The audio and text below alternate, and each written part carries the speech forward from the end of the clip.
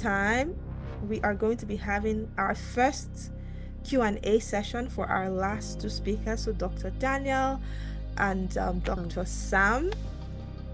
So feel free, if you have any questions, feel free to put your questions in the chat box. But we had a few that had come in earlier. So Dr. Daniel, I'm going to direct the first question to you. It says, what is a must-do course in high school for the medical field?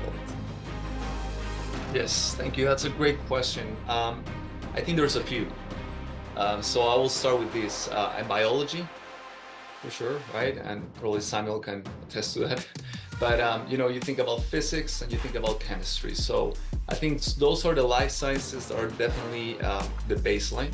Whether you're going to do medicine or nursing, something clinical, or you're going to do something, in the lab, those will be the core ones.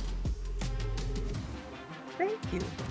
Thank you so much. So brush up on your education, everyone, if you want to be in the medical field like our two awesome speakers.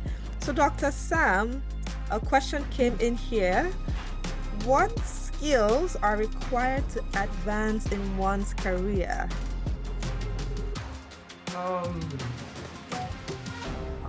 These days, I think one of the main skills that is quite very important for the young minds it has to do with the computer skill.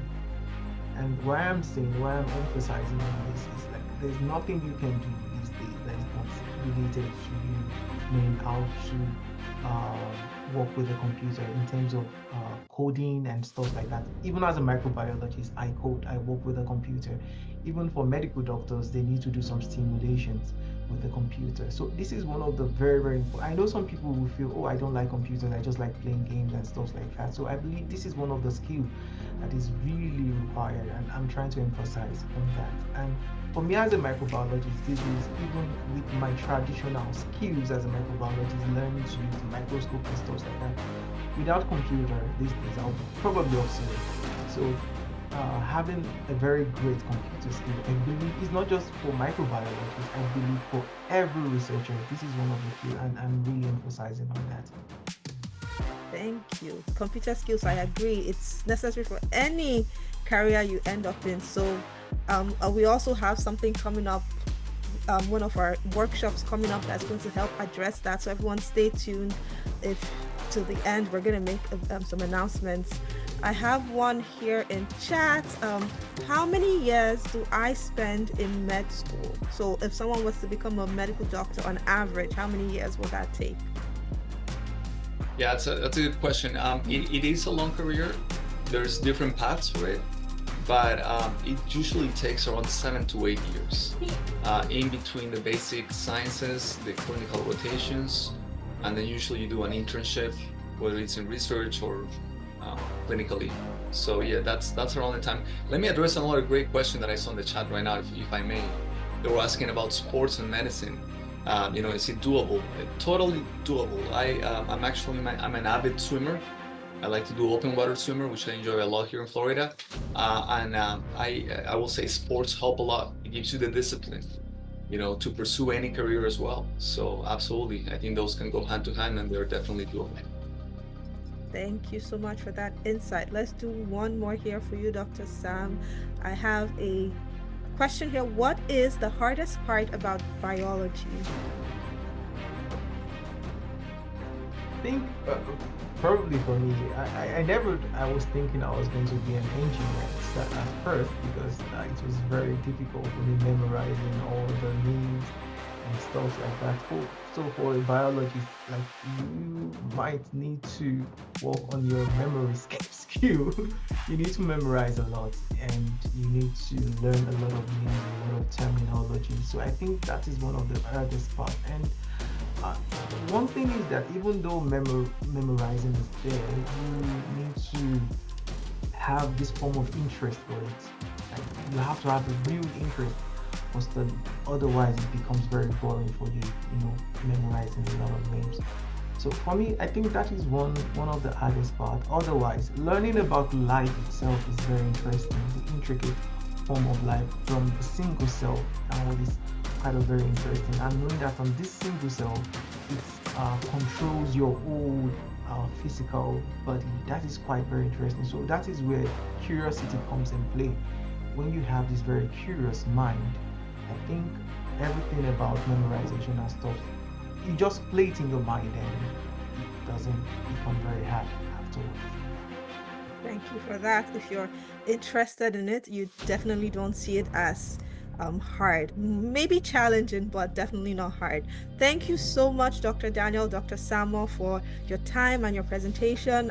We'll definitely will be following up with you by emails. I see questions are still coming in, so we might be touching base with you just to help us answer any that we might not be able to answer by ourselves. But thank you so much. I will ask Anu, Stano, and Engineer Tosin to turn on their videos as we take some questions. I know some of the questions have been say Engineer Tosin attended to some questions in the chat. So I will start from a question from Sister Anu. The question goes thus: can I do nursing program as my pre-med and then switch to medicine? Yes, definitely. You can take nursing and switch to medicine. It also would give you the picture of what an healthcare setting looks like, as opposed to other pre-med programs. So that would definitely prepare you well. Awesome. Thank you very much for that answer. So there is a question here about AP course. Does taking an AP course improve GPA? I don't know if Ginato want to contribute to that. So AP course is advanced placement course. So do you think that can improve GPA?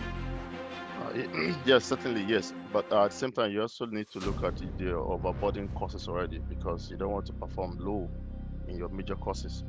So you might want to be careful. Though it's going to help you, but at the same time, you want to do the one that you currently have, that is you're working on. But if you think it's going to improve your CGPA, yeah. Okay, thank you very much for that answer. So I know you answered this. Maybe we can talk to you about that. Is there any recommended extracurricular activities to become a software engineer? Yes, like you want to join a coding club, or you want to join a math club. Like you see, people bring about webinars about like science, information, current happenings in the world, then about the new software. So you might check the available webinars on Google or on LinkedIn, and then you can also look for career path or look for mentor and follow them on LinkedIn, and that is one of the most things I advise people to do. So you see how they are navigating, what they are doing, the certification they are creating, so you can begin to put yourself in that track also. But as from high school, the first thing you want to do is get your basic mathematics knowledge very strong, very, very strong. Then also join, there's a lot of coding class for 12 years, 6 years, as you can. Just find your bracket and join them, and they will introduce you gradually. And currently on Amazon too, there's some I can give the links of some devices that have been sold that allows you to build your own software, allows you to do your own coding. That is, it's from begin the age of 6 to 14 or 18 thereabout. So it allows you to be able to code yourself. It comes in handy like a tab, like a laptop. It's not expensive. So you talk to your parent, you can have that kind of thing and begin to create the interest over the time. It's reasonable with you. Awesome. Thank you very much for sharing that information. So this goes to Anu. Can I use essential mathematics in nursing? Probably you like to answer that to this question. Is there like a course for kids that are interested in nursing that they can start learning? We just said about coding on Amazon. Is there something to intrigue nursing interests for children? So for the first question about essential math, I don't know if you mean like the math 40S. So if it's the math 40S, Yes, you can use that for your requirement for mathematics. Okay, awesome. And for the other question regarding the courses that kids can take, I actually do not know. I haven't looked into it. It's a good thing to look into. But you can watch YouTube videos, and I would recommend Simple Nursing. It helps to give an overview of what certain systems the body do. So that would give you a picture. All right. So finally, this question goes to Engineer Tosin. Which course do you advise us to study in high school for content creating and graphics? So still on the same elementary courses, mathematics, physics, your major science courses. Yeah, then there could be part of art, like social art, learning about color combinations, because you need that a lot for graphics.